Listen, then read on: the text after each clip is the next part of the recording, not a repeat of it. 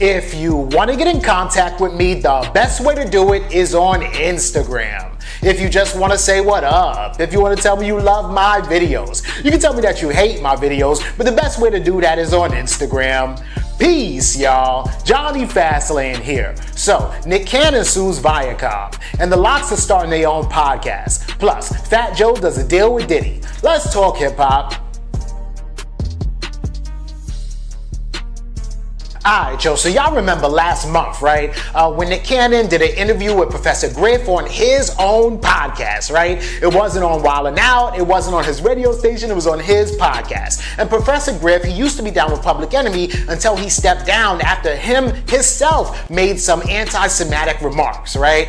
Anyway, so Nick Cannon was on his podcast talking to Professor Griff about that, right? And the whole situation is that Nick Cannon kind of agreed with Professor Griff when saying that Professor Griff and Nick Cannon both said that black men are the original Hebrew Israelite, right? And a lot of people kind of agreed with Nick Cannon too, a lot of people on Twitter, right? But ultimately Nick Cannon ended up getting canceled, not by Twitter or the general public like how other people get canceled, but Nick Cannon got canceled by an actual TV network that can definitely cancel people, right? Viacom, right? So Viacom, they took him off of being a judge for The Masked Singer. They even pulled him off his own show, Wild 'N Out. So then yesterday reports came out from the Shade Room saying that Nick Cannon is actually suing Viacom for $1.5 million, which is the net worth of his show Wild 'N Out. He also says that, you know, Wild 'N Out made more, billions and billions of dollars for Viacom, and that he wants it or the money for it, right? But then reports started coming out that Nick Cannon is actually not suing Viacom at all, that he's not looking for a big payday, that he's looking to unite people and kind of bring them together through education and through conversation, right? And that it's completely false that Nick Cannon is suing Viacom, period, right? So I don't know why, you know, the Shade Room came out with that report, but apparently the Shade Room was talking to somebody in Nick Cannon's team, and that person in Nick Cannon's team alluded to the fact that Nick Cannon kind of spoke to them about, you know, making at least $1.5 billion for Viacom through his show Wild 'N Out. And I guess, you know, the Shade Room just took that and ran with it and said, oh, okay, then Nick Cannon must be suing them for that amount of money, right? But he is not, and I guess we'll just have to see what happens, and hopefully Nick Cannon could at least, you know, get his show back or create a new show, you know what I'm saying? But let me know what y'all think about this in the comments. Alright, yo, this is fire, right? Because the LOX are actually going to be dropping a new album later this month, right? And y'all know the whole situation is, yo, Ruff Ryders is back like a motherfucker, right? DMX, Jadakiss, ever since his versus battle happened, Swiss Beats, I mean, it's like the LOX is like coming back. I mean, Ruff Ryders is coming back for a brand new crowd, a brand new audience, right? And even DMX is working on his shit too, right? But anyway, so Styles P did an interview. He talked about, you know, the ingredients that goes into the LOX and what makes them so great. And basically he said that, you know, him, Sheik Luch, and Jadakiss are really brothers, right? They don't get jealous of each other, and they, all three of them, really respect each other as rappers, and they have respected each other as rappers since, you know, they were teenagers, right? He also says that they're going to be dropping their new single for their album that's coming out. The new single is going to be coming out on the 19th of this month, August 19th, and it's going to have DMX in it, right?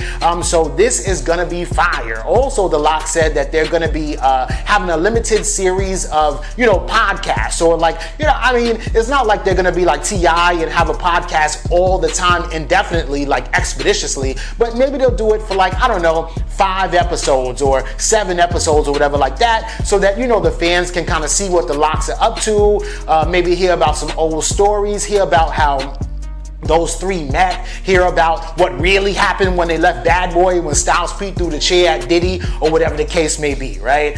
So this is fire, man, and really and honestly, I cannot wait for this shit to drop, yo. Let me know what y'all think about this in the comments.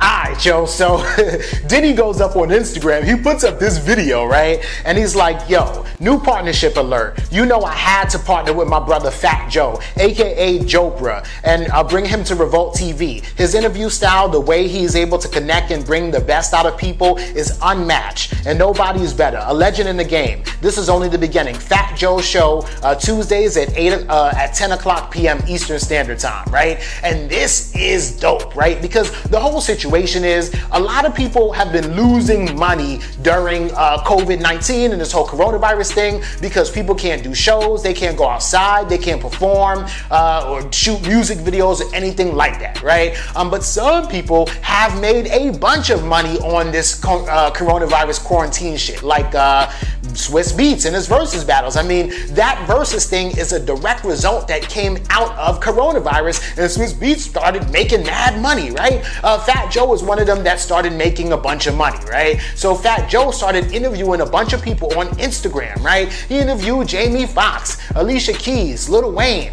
He even interviewed Diddy, and Diddy is like, yo, Fat Joe, your interview style is dope. I'm gonna give you your own show on my channel, right? So this is a multi-million-dollar deal that Fat Joe just did and came up out of coronavirus with, right? And this is fire, man. We've all seen Fat Joe kind of interview people before.